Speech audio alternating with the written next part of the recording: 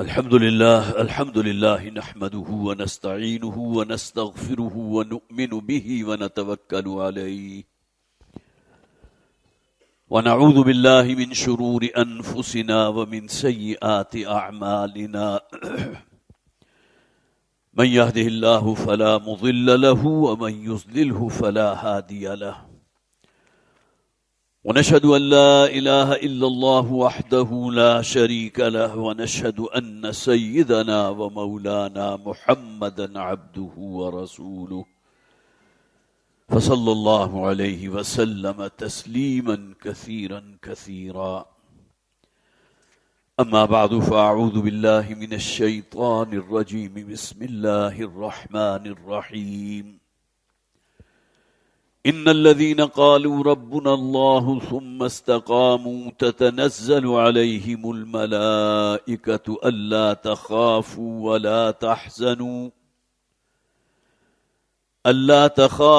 ولا تحزنوا وأبشروا بالجنة التي كنتم توعدون نحن أولياؤكم في الحياة الدنيا وفي الآخرة ولكم فيها ما تشتهي أنفسكم ولكم فيها ما تدعون نزلا من غفور رحيم صدق الله العظيم رب اشرح لي صدري ويسر لي أمري واحلل عقدة من لساني يفقهوا قولي اللهم ألهمنا رشدنا وأعذنا من شرور أنفسنا آمين يا رب العالمين. حضرات آپ کو یاد ہوگا کہ گزشتہ 3 جمعوں میں ہم نے سورہ آل عمران کی 3 آیات مکمل کی تھی جو اس طویل سورت کے بالکل وسط میں بہت خوبصورت پھول یا بہت ہی چمکتے ہوئے ہیرے کی حیثیت رکھتی تھی. یا ایھا الذین آمنوا اتقوا اللہ حق تقاتہ ولا تموتن الا وانتم مسلمون الی آخر الآیہ. آج کے لیے میں نے یہ طے کیا ہے کہ ہم قرآن حکیم کا ایک اور بہت جامع مقام سورہ حامیم سجدہ کی 7 آیات، اگرچہ ممکن نہیں ہے کہ ایک ہی نشست میں ہم اس کی تکمیل کر سکیں، لیکن بہرحال کوشش ہوگی میری کہ جس حد تک بھی ہم اس پر غور و فکر کر سکیں اور اپنا جائزہ لے سکیں. یقیناً یہ ہمارے لیے بڑی فائدے کی بات ہوگی. اس سے پہلے کہ آج کی جو درس کا مقام ہے اس کا باقاعدہ میں آغاز کروں، آپ میں سے بعض حضرات یقیناً ایسے ہوں گے جنہیں شاید یہ معلوم نہ ہو کہ منتخب نصاب قرآنی جو مرتب کیا تھا والد محترم رحمۃ اللہ علیہ نے، قرآن حکیم میں بہت سے جامع مقامات، جامع آیات، جس میں اصل پکار مجھ سے اور آپ سے ہے، جس میں عقیدے کی بات بھی ہے، اعمال کی بات بھی ہے، سیرت و کردار کی بات بھی ہے، اور اس سے آگے بڑھ کر اللہ کے دین کے غلبے کی جد و جہد اس کا ذکر بھی موجود ہے. اس منتخب نصاب کا جو انر کور جسے آپ کہہ سکتے ہیں، جو بنیاد ہے، جو جڑ اور اساس ہے، وہ سورۃ العصر، جس کے بارے میں حضرت امام شافعی رحمۃ اللہ علیہ کا یہ اقوال آپ نے پہلے بھی سنے ہوں گے. 2 اقوال ان کے موجود ہیں. لو لم ينزل من القرآن سواها لکفت الناس، اگر قرآن حکیم میں اس ایک سورۃ العصر کے سوا کچھ بھی نازل نہ ہوتا تو لوگوں کی ہدایت اور رہنمائی کے لیے کفایت کر رہی تھی. پھر انہوں نے یہ بھی فرمایا لو تدبر الناس هذه السورۃ لوسعتهم، اگر لوگ صرف اس ایک سورت کو فوکس کریں، اس پر غور و فکر کریں، اس کا مراقبہ کریں، اپنا جائزہ لیں، کل 3 آیات پر مشتمل قرآن حکیم کی مختصر ترین سورت، لیکن جو میسج اس میں دیا گیا ہے، جہنم کی آگ سے بچنا چاہتے ہو تو یہ 4 لوازم ہے کہ جس کا اہتمام کرنا ہوگا. ایمان ہے، عمل صالح ہے، تواصب الحق ہے اور تواصب الصبر ہے. اور اس منتخب نصاب کی کچھ ہسٹری میں سامنے چاہتا ہوں کہ آپ کے رکھ بھی دوں. آپ کے علم میں ہے کہ والد محترم کی پوری زندگی گزری درس و تدریس قرآن میں بھی، افہام و تفہیم قرآن میں بھی.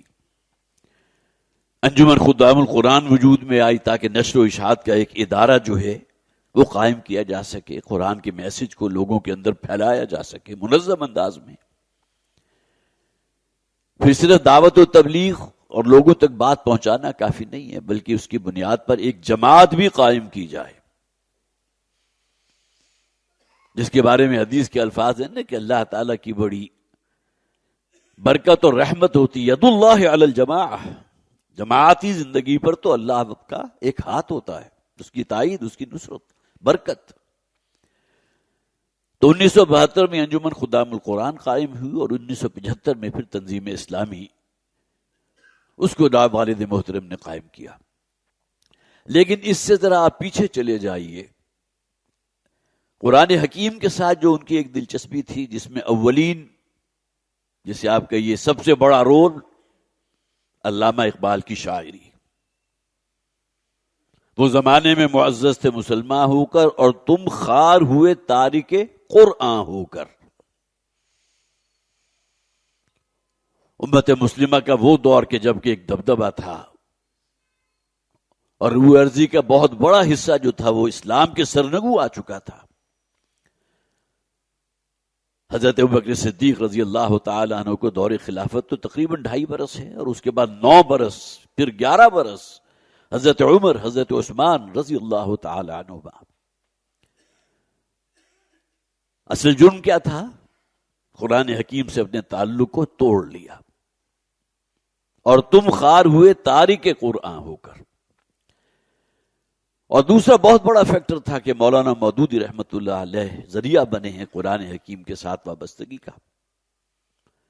یہ قرآن صرف چند عقائد کی بات نہیں کرتا، اعمال صالحہ، اخلاق یہ بھی ہے، لیکن اصل شے جو میسج ہے قرآن کا وہ کیا ہے کہ قرآن کے نظام کو نافذ کرنے کی کوشش کرو. ان اقیموا الدین ولا تتفرقوا فیہ،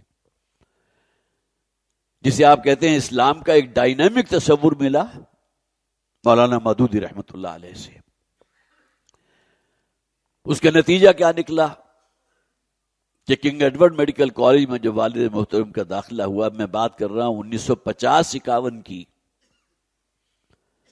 تو ابھی 3را سال تھا میڈیکل کالج میں کہ اسلامی جمعیت طلبہ کے ناظم اعلیٰ مقرر کر دیے گئے. اور یہ وہ دور ہے کہ جب کہ درس قرآن کا جسے آپ کہیے کہ بیڑا سنبھالا ہے والد محترم نے. اب یہ میں بات کر رہا ہوں 1950-51-52 کی. اور اس بات کو بھی وہ فرماتے ہیں کہ اس دوران میں کئی تربیت گاہیں اور ورکشاپس منعقد ہوئی تھیں ان کے دور نظامت اعلیٰ میں، جس میں مولانا امین احسن اصلاحی رحمت اللہ علیہ نے جو ہے وہ درس قرآن دی، اور قرآن حکیم کا ایک نصاب انہوں نے تجویز کیا بہت ہی مختصر. تو یہ وہ زمانہ ہے جس میں گویا کہ وہ قرآن کا جو اصل مغز کہتے ہیں، امت مسلمہ سے قرآن جو خطاب کر رہا ہے، جو میسج ہے اللہ کا مسلمانوں کے لیے، وہ پھر لوگوں تک پہنچانے کا ذریعہ بنے والد محترم.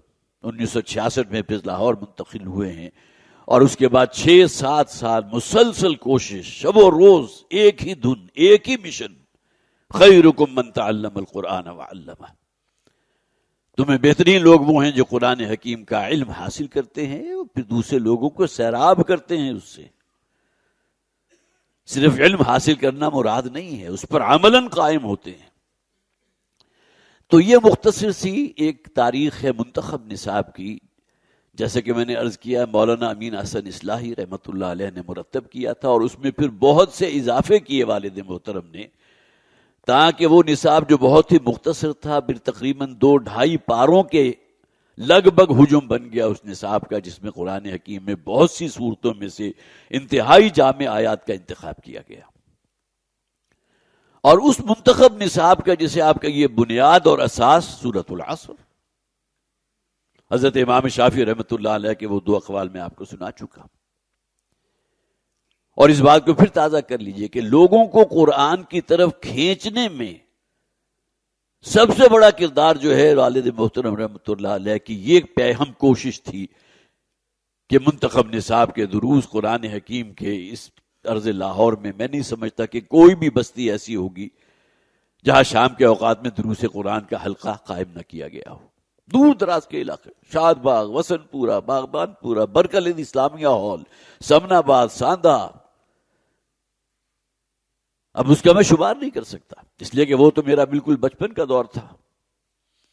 یوں سمجھیے کہ میں گویا کہ ابھی 6، 7، 8ویں کلاس میں تھا، اور مجھے خوب اچھی طرح معلوم ہے کہ وہ شامیں جس طرح ڈاکٹر صاحب کی مصروف ہوتی تھیں، اگرچہ پرائیویٹ پریکٹس بھی چل رہی تھی ساتھ کے ساتھ، لیکن آہستہ آہستہ پھر اس پرائیویٹ پریکٹس کی بساط لپیٹ دی.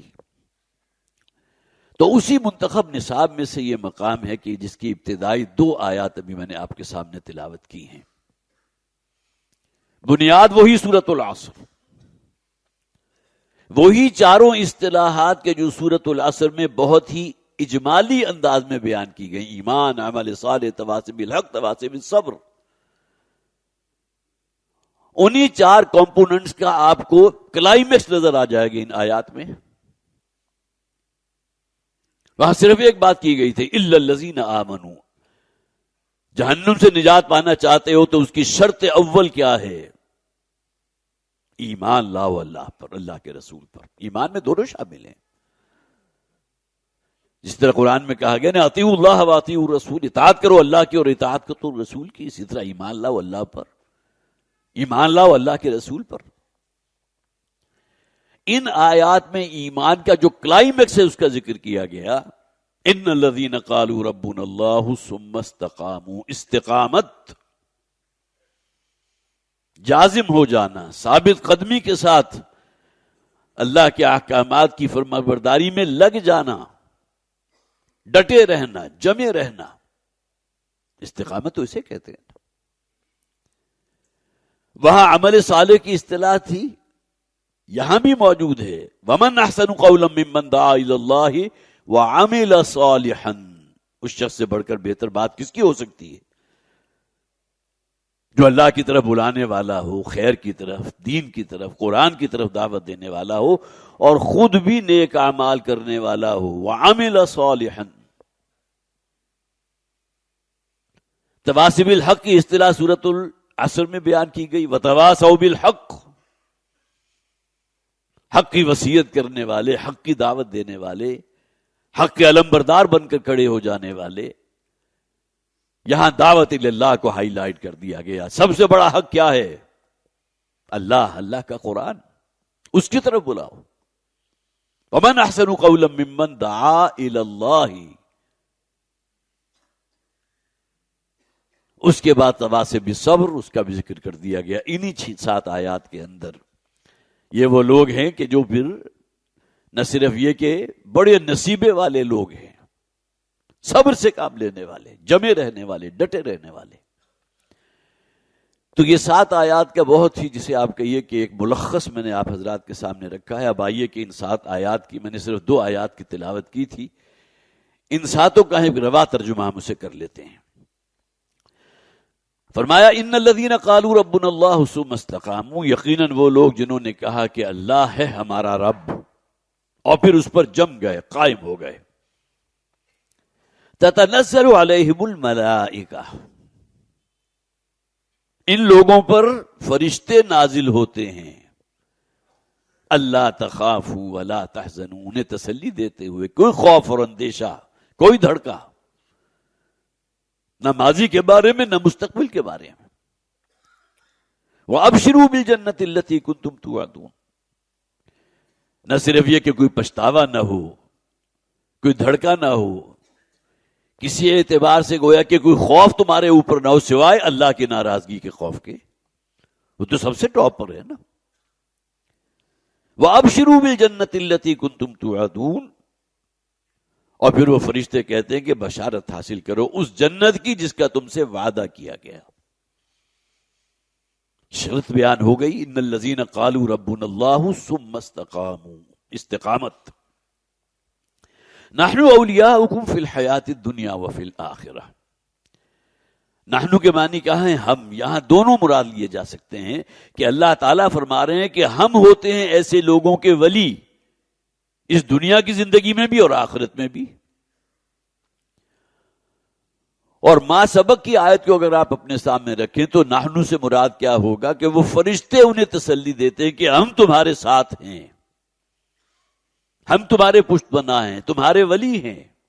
نحنو اولیاؤکم فی الحیات الدنیا وفی الآخرہ وَلَكُمْ فِيهَا مَا تَشْتَهِي أَنفُسُكُمْ، اور تمہارے لیے ہر وہ شے موجود ہوگی جس کی اشتہا تمہارے اندر ہے. وَلَكُمْ فِيهَا مَا تَدَّعُونَ، اور وہاں جنت میں تمہیں فراہم کر دی جائے گی ہر وہ شے جس کا تم تقاضا کرو گے.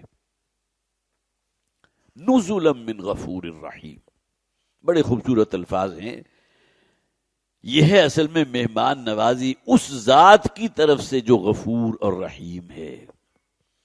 کہاں انسان، کہاں رب. اہل ایمان مہمان ہوں گے کس کے؟ اللہ کے. نزیل کیسے کہتے ہیں؟ جو شخص اپنی سواری سے اترا، نزل ینزل کے معنی کیا ہوتے؟ نیچے اترنا.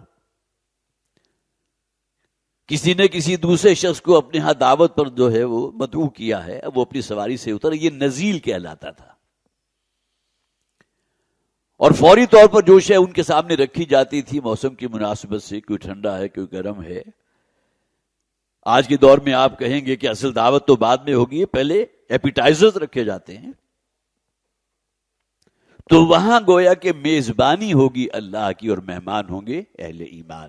نزلا من غفور الرحیم، یہ ہے مہمان نوازی اس ذات کی طرف سے جو غفور اور رحیم ہے. ومن احسن قولا ممن دعا الی اللہ وعمل صالحا، اور کس شخص کی بات بہتر ہو سکتی ہے اس شخص سے زیادہ، وہ شخص کہ جو اللہ کی طرف بلانے والا ہو اور خود بھی نیک اعمال کرنے والا ہو. وقال اننی من المسلمین، اور وہ یہ کہے کہ میں بھی مسلمانوں ہی میں سے ہوں، میں کوئی بڑھیا شے نہیں ہوں. دوسروں کو حقیر سمجھنا، اپنے سے کمتر سمجھنا، یہ انسان کے اندر کبر اور غرور پیدا کرتا ہے، جہاں اس کی نفی ہو گئی. وَلَا تَسْتَوِي الْحَسَنَةُ وَلَا السَّيِّئَةُ، یہ کہ ابدی قانون ہے کہ کبھی بھی نیکی اور برائی برابر نہیں ہوتے. نیکی نیکی ہے، برائی برائی ہے، گناہ گناہ ہے. ادفع باللتی ہی احسن، دفاع کرو اس طریقے سے جو بہترین ہو. مراد کیا ہے؟ کوئی شخص آپ کے ساتھ برائی کر رہا ہے یا اس کا ارادہ کر رہا ہے تو آپ کو اس کے رد عمل میں اس کے لیے بھلائی چاہیے، اچھے جذبات ہونے چاہیے. باللتی ہی احسن فَإِذَا الَّذِي بَيْنَكَ وَبَيْنَهُ عَدَاوَةٌ كَأَنَّهُ وَلِيٌّ حَمِيمٌ، اگر تمہارا طرز عمل یہ ہوگا کہ برائی کے رد عمل میں تمہاری طرف سے خیر ہو، بھلائی ہو، گالیاں پڑ رہی ہیں، دعائیں ہو رہی ہوں اس کے لیے، تو تم دیکھو گے کہ وہی شخص فَإِذَا الَّذِي بَيْنَكَ وَبَيْنَهُ عَدَاوَةٌ، کہ جس کے اور تمہارے درمیان شدید دشمنی تھی، كَأَنَّهُ وَلِيٌّ حَمِيمٌ، وہ ایسے ہو جائے گا گویا کہ انتہائی گرم جوش دوست. وَمَا يُلَقَّاهَا إِلَّا الَّذِينَ صَبَرُوا، اور اس مقام تک نہیں پہنچ پاتے مگر صرف وہی لوگ جو صبر سے کام لینے والے ہیں، تحمل برداشت کرنے والے. وَمَا يُلَقَّاهَا إِلَّا ذُو حَظٍّ عَظِيمٍ، اور اس مقام بلند کو نہیں پہنچ پاتے وہ لوگ مگر وہی کہ جو بڑے نصیبے والے ہیں، بڑی قسمت والے لوگ اس مقام تک پہنچتے ہیں. وَإِمَّا يَنزَغَنَّكَ مِنَ الشَّيْطَانِ نَزْغٌ فَاسْتَعِذْ بِاللَّهِ، اور اگر تمہیں کہیں شیطان کی طرف سے کوئی چوک لگنے کا اندیشہ ہو تو فوراً اللہ کی پناہ میں آ جاؤ. کسی نے تمہارے ساتھ برائی کی، رد عمل میں تمہارے اندر بھی انتقامی جذبہ پیدا ہوا، لیکن فوراً تعوذ کرو، اللہ کی پناہ میں آ جاؤ. فَإِمَّا يَنزَغَنَّكَ مِنَ الشَّيْطَانِ نَزْغٌ فَاسْتَعِذْ بِاللَّهِ انہو هو السمیع العلیم، یقیناً وہ ذات جو ہے سب کچھ سننے والی اور ہر شے کا علم رکھنے والی ہے. یہ کل 7 آیات ہیں سورہ حامیم سجدہ کی، آیت نمبر 30 سے لے کر آیت نمبر 36 تک. ترجمے سے کم ایک امپیکٹ تو آپ کے اوپر ضرور پڑا ہوگا کہ بہت ہی جامع مقام ہے، اس اعتبار سے بھی کہ سورۃ العصر کے مضامین کا ملخص یہاں بیان ہو گیا اور اعلیٰ ترین پیمانے پر، اور اس اعتبار سے بھی کہ میرے اور آپ کے لیے ریمائنڈر ہے کہ اللہ کے ہاں اگر نجات حاصل کرنا چاہتے ہو تو ان لوازم کا لازماً اہتمام کرنا ہوگا، ان میں اگر کہیں کوئی کمی رہ گئی تو اللہ کے ہاں نجات کا وعدہ نہیں ہے۔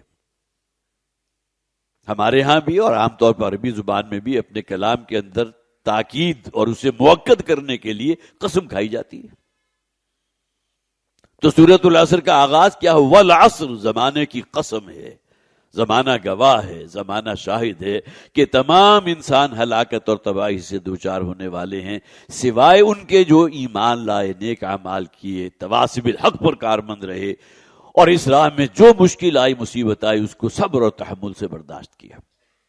وہی چاروں مضامین یہاں موجود۔ اب آئیے سب سے پہلی آیت، جو آیت نمبر 30، ان الذین قالوا ربنا اللہ، یقیناً وہ لوگ جنہوں نے کہا کہ ہمارا رب اللہ ہے۔ نوٹ کیجئے یہ سورہ مبارکہ مکی ہے، دو صورتیں ہیں قرآن حکیم میں السجدہ کے نام سے، ایک سورت کو ہم سورہ حامیم سجدہ کہتے ہیں اور دوسری سورت کو الف لام میم سجدہ۔ 24ویں پارے میں جو سورت ہے سورہ حامیم سجدہ، اس کی یہ آیات ہیں، اور دوسری سورت سورہ سجدہ جو الف لام میم سجدہ ہے، وہ اس اعتبار سے بہت ہی جامع سورت ہے، بڑی عظیم سورت ہے کہ نبی اکرم صلی اللہ علیہ وسلم کے معمولات میں یہ چیز بھی شامل تھی کہ جمعے کے دن نماز فجر میں پہلی رکعت میں سورہ الف لام میم سجدہ کی تلاوت فرماتے تھے اور دوسری رکعت میں سورۃ الدہر کی تلاوت۔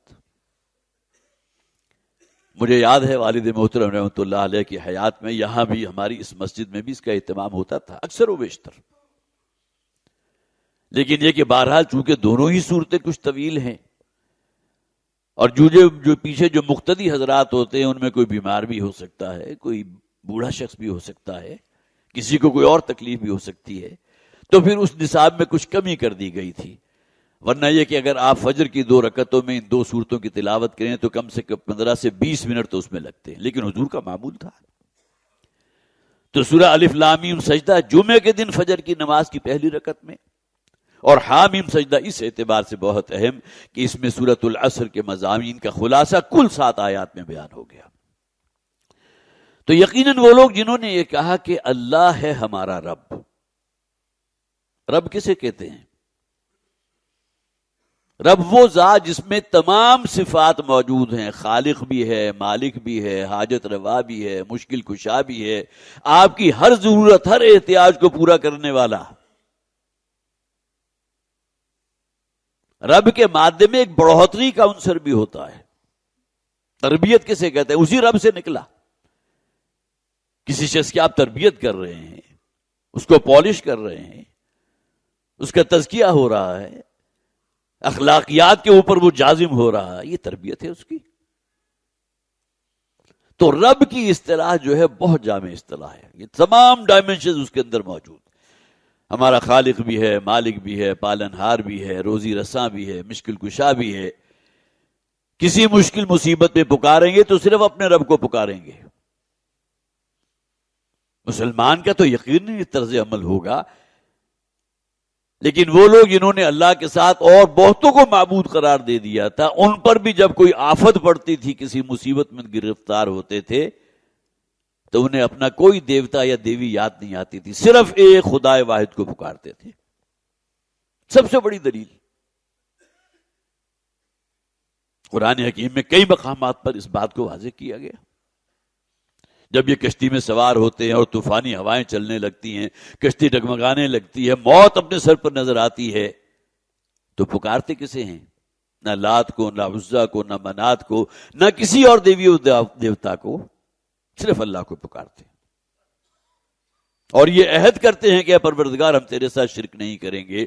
لیکن قرآن اس کی اگلی منزل بھی بیان کر دیتا ہے، جیسے ہی ان کے قدم خشکی پر آتے ہیں، اطمینان ہو گیا، اب کوئی خطرہ نہیں، تو پھر اسی گناہوں بری زندگی اور مشرکانہ جو عقائد ہیں انہیں میں مبتلا ہو جاتے ہیں، الا ماشاء اللہ۔ شاید ایک واحد مثال ہے، ابو جہل کے بیٹے تھے حضرت اکرمہ رضی اللہ تعالی عنہ. جب نبی اکرم صلی اللہ علیہ وسلم کو اللہ تعالیٰ نے غلبہ عطا فرما دیا، دین قائم ہو گیا جزیرہ نما عرب پر، اور 4 مہینوں کی مہلت دے دی گئی، فَإِذَا انْسَلَخَ الْأَشْهُرُ الْحُرُمُ فَاقْتُلُوا الْمُشْرِكِينَ حَيْثُ وَجَدتُّمُوهُمْ، حکم ہو گیا اللہ کی طرف سے. یہ 4 مہینے اشہر حرم جب گزر جائیں گے تو اے مسلمانوں، جہاں کہیں کوئی کافر اور مشرک نظر آئے اسے قتل کر دو. اس لیے کہ دشمن تھے اللہ کے رسول کے، اللہ کے دین کے. ہم اعداء اللہ و اعداء الرسول و اعداء الدین. اب انہیں زندہ رہنے کا کوئی حق نہیں ہے. اس الٹیمیٹم کے بعد حضرت اکرمہ رضی اللہ تعالیٰ، بیٹے کس کے ہیں؟ ابو جہل کے، جس کے بارے میں حضور نے یہ کہا تھا کہ میری امت کا اگر کوئی فرعون تم دیکھنا چاہتے ہو تو یہ شخص ہے ابو جہل. ھذا فرعون ھذہ الامہ. وہاں جزیرہ نما عرب سے باہر نکلے، حبشہ کی طرف رخ کیا. ریڈ سی، بحر احمر جو ہے اس میں جا رہے تھے تو اچانک تیز و طوفان آ گئے اور کشتی گولنے لگی. اس وقت انہوں نے دیکھا کہ جتنے مشرکین بھی اس کشتی میں سوار تھے، کسی کو اپنی دیوی یا دیوتا یاد نہیں آیا، سب نے صرف ایک اللہ کو پکارا. تو دل میں یہ خیال کیا کہ یہی تو وہ بات ہے جس کی دعوت دے رہے ہیں محمد صلی اللہ علیہ وسلم. واپس پلٹے ہیں، حضور کی خدمت میں حاضر ہوئے اور اسلام قبول کر لیا. تو رب وہ ذات ہے کہ جس کی معرفت انسان میں موجود ہے. یہی وجہ ہے کہ مشکل وقت میں، جیسا کہ میں نے عرض کیا، اسے کوئی اور یاد نہیں آتے سوائے اللہ کے. تو ان الذین قالوا ربنا اللہ ثم استقاموا، وہ لوگ جنہوں نے کہا کہ ہمارا رب اللہ ہے، ثم استقاموا، اور اس کے بعد وہ پھر اس پر جم گئے. والد محترم کہا کرتے تھے یہ استقامت کا لفظ جو ہے اصل قیامت اس میں مضمر ہے. زبان کے ذریعے اظہار کر دینا لا الہ الا اللہ محمد رسول اللہ، یہ اپنی جگہ بہت اہم ہے. آپ دائرہ اسلام میں داخل ہوں گے. اس سے پہلے مشرک تھے، کافر تھے، یہودی تھے، نصرانی تھے، جو بھی تھے، کلمہ شہادت ادا کرنے کے بعد وہ فصیل پاٹ کر دائرہ اسلام میں داخل ہوں گے نا.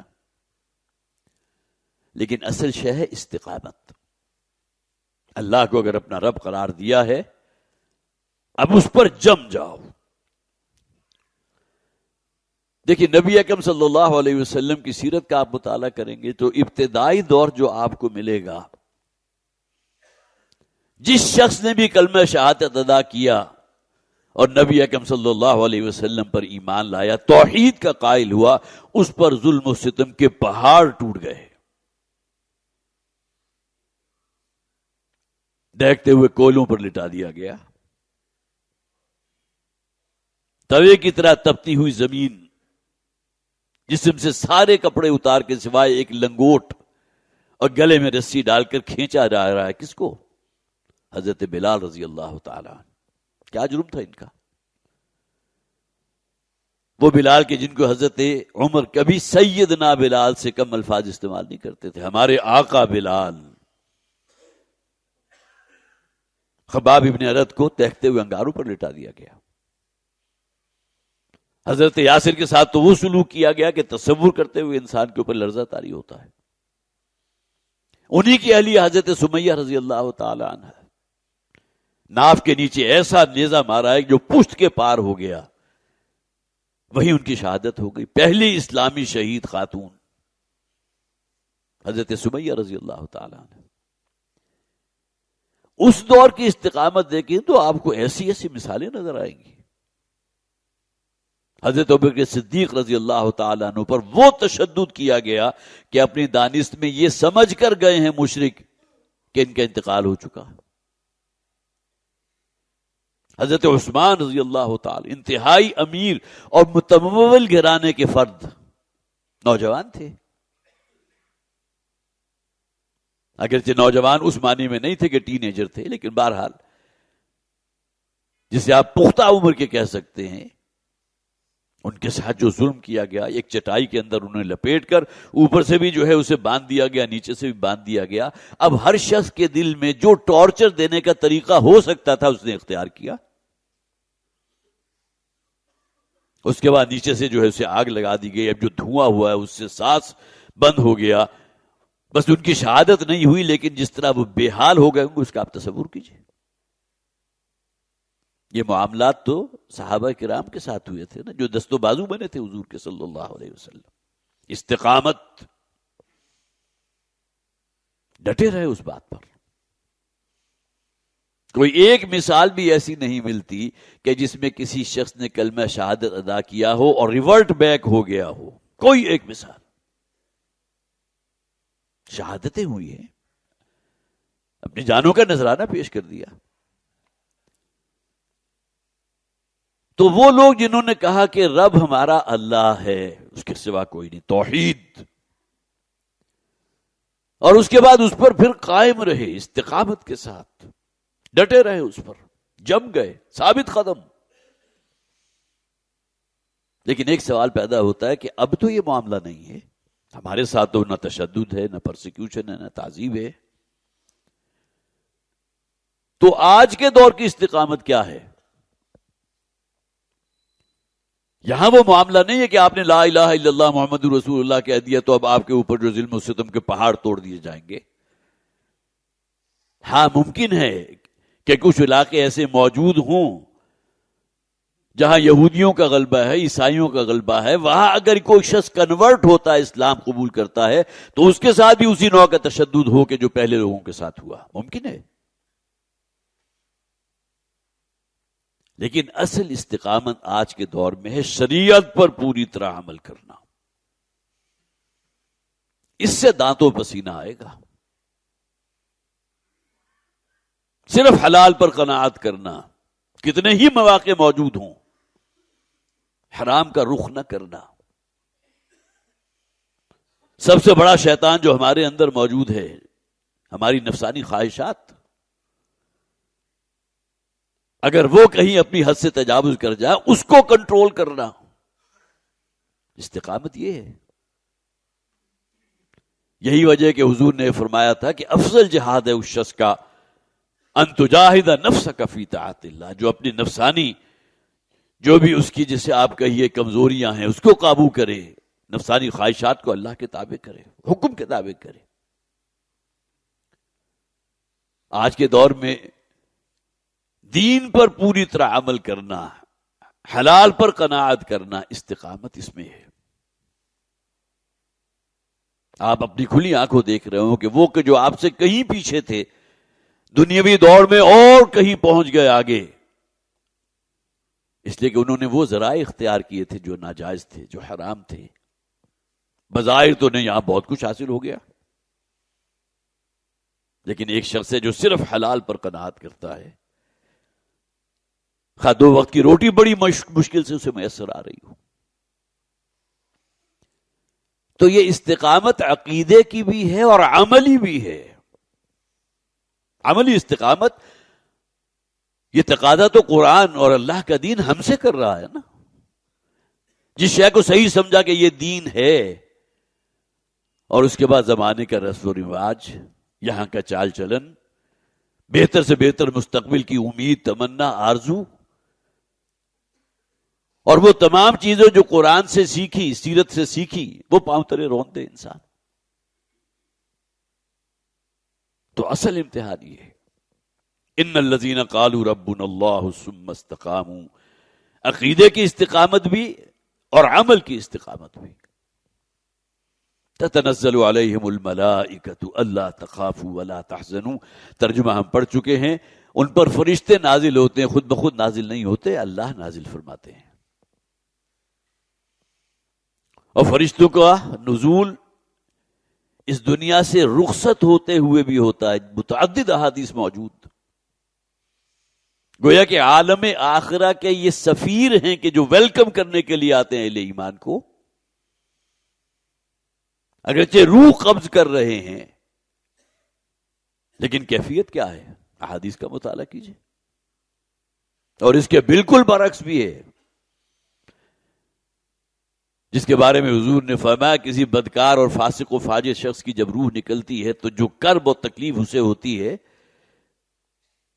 وہ ایسے ہے کہ گویا کہ کوئی جھاڑی ہو اور اس کے اوپر کوئی ململ کا یہ کپڑا آپ ڈال کر زور سے کھینچیں تو جس طرح اس کے چیتڑے بکھر جاتے ہیں، یہ کیفیت اس شخص کی ہوتی ہے.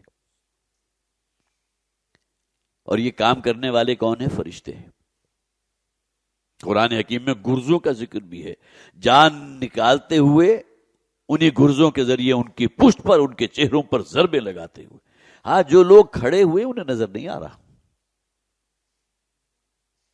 تو تتنزل علیہم الملائکہ، ان پر فرشتے نازل ہوتے ہیں. دونوں کیفیات کا میں نے ذکر کر دیا. اللہ تخافوا وابشروا بالجنۃ التی کنتم توعدون، اور وہ یہ نوید لے کر آتے ہیں کوئی خوف زدہ نہ ہو. اور پھر یہ کہ ماضی کے بارے میں کوئی حزن اور ملال تمہیں اس کا نہ ہو. کوئی تکلیفیں آئی ہیں دین کے رستے میں، وہ وقت آیا گزر گیا. جو کچھ بھی تھا صحابہ کرام کے ساتھ، کیا وہ مستقل تھا؟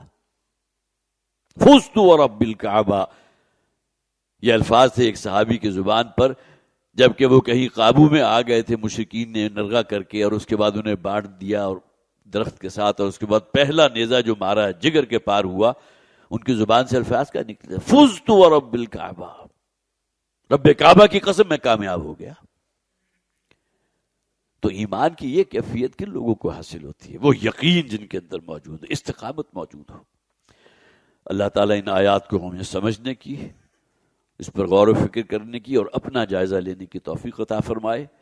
اور جیسا کہ میں نے عرض کیا کہ آج کے دور کا اصل امتحان ہے شریعت پر کلیتاً عمل کرنا، دین پر عمل پیرا ہونا. اللہ تعالیٰ ہمیں توفیق عطا فرمائے. بارک اللہ لی ولکم فی القرآن العظیم ونفعنی وإیاکم بالآیات والذکر الحکیم. حضرات، یہ پریس ریلیز میں آپ کو پڑھ کے سنا دیتا ہوں. ظاہر ہے جو بھی حالات حاضرہ ہوتے ہیں وہی اصل میں اس کا اصل موضوع ہوتا ہے. جنرل فیض حمید کو سزا سنانے سے عسکری اداروں میں خود احتسابی کی ایک اچھی روایت قائم کی گئی ہے. سابق اور حاضر سروس اعلیٰ عہدے اداروں کو بھی احتساب کے دائرے میں لایا جائے. تنظیم اسلامی کے امیر شجاع الدین شیخ صاحب نے ایک بیان میں کہا کہ اسلام ہمیں واضح حکم دیتا ہے کہ کوئی شخص چاہے کتنے ہی بڑے عہدے پر فائز کیوں نہ ہو، احتساب سے مبرہ نہیں ہے. نبی اکرم صلی اللہ علیہ وسلم اور ان کے وصال کے بعد خلفائے راشدین نے اس دینی اصول کی عملی مثالیں قائم کر کے دکھائیں جو آج بھی ہمارے لیے مشعل راہ ہیں. مشہور واقعہ ہے کہ بنی مخزوم کی قبیلے کی ایک بڑی خاندان کی عورت نے جب چوری کی اور اس پر مقدمہ جو کیا گیا اور وہ ثابت ہو گیا تو نبی اکرم صلی اللہ علیہ وسلم نے ان پر حد نافذ کرنے کا اعلان کر دیا. تو کچھ لوگوں نے اس حسب و نسب کی بنیاد پر جس سے وہ خاتون تعلق رکھتی تھی اسے معاف کرنے کی سفارش کی. تو نبی اکرم صلی اللہ علیہ وسلم نے وہ تاریخی جملہ کہا تھا کہ اگر محمد کی بیٹی فاطمہ بھی اس جرم کی مرتکب ہوتی تو میں اس کے بھی ہاتھ کاٹتا. اور ساتھ ہی حضور نے فرمایا تھا کہ لوگوں تم سے پہلے لوگ اس لیے ہلاک ہوئے کہ جب ان میں سے کوئی معزز شخص جرم کرتا تھا تو وہ اسے چھوڑ دیتے تھے، اور اگر کوئی عامی انسان جرم کرتا تو اسے سزا دیتے تھے. امیر تنظیم نے کہا کہ ایک سابق جرنیل کو اس کے جرائم ثابت ہونے پر سزا دینے سے ایک اچھی روایت کا آغاز ہوا ہے. ضرورت اس امر کی ہے کہ سیاسی اور عسکری، عدالتی، بیوروکریسی کے دیگر اہم عہدوں پر فائز ماضی اور حال کے تمام مجرموں، بالخصوص جنہوں نے کرپشن کر کے قومی خزانے کو لوٹا ہے، قانون اپنی گرفت میں لے، اور نہ صرف یہ کہ انہیں قرار واقعی سزا دی جائے بلکہ ان سے لوٹا ہوا پیسہ بھی برآمد کر کے عوام کی فلاح و بہبود پر خرچ کیا جائے. انہوں نے کہا کہ ملک کی بقا اور سلامتی کے لیے ناگزیر ہے کہ ریاستی ادارے آئین اور قانون کے دائرے میں رہتے ہوئے اپنی ذمہ داریاں ادا کریں. ریاست کو ماں کا کردار ادا کرنا چاہیے. حکمرانوں کی ذمہ داری ہے کہ عوام کے ساتھ شفقت کا سلوک کریں اور اپنے حقوق کے لیے پرامن احتجاج کرنے والوں پر تشدد کرنے سے گریز کریں. امیر تنظیم اسلامی نے کہا کہ ملک کی سلامتی کے لیے یہ بھی لازم ہے کہ سب اپنی غلطی کو تسلیم کر لیں. ملک کے ناراض طبقوں کے زخموں پر مرہم رکھنا اور مذاکرات کا رستہ اختیار کرنا ناگزیر ہے. صرف ایسے عناصر کے خلاف آئین اور قانون کے مطابق کارروائی کی جائے جن کے خلاف کسی قابل دستانداز جرم کی ملوث ہونا ثابت ہو جائے. اسی میں سب کے لیے عافیت ہے اور مملکت کے اندرونی اور بیرونی دشمنوں کی چالیں بھی اسی طرح ختم کی جا سکتی ہیں.